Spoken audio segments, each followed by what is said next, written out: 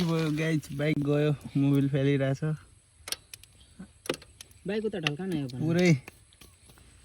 के भएको यस्तो यहाँ पनि पुरै चिल्ले मोबिल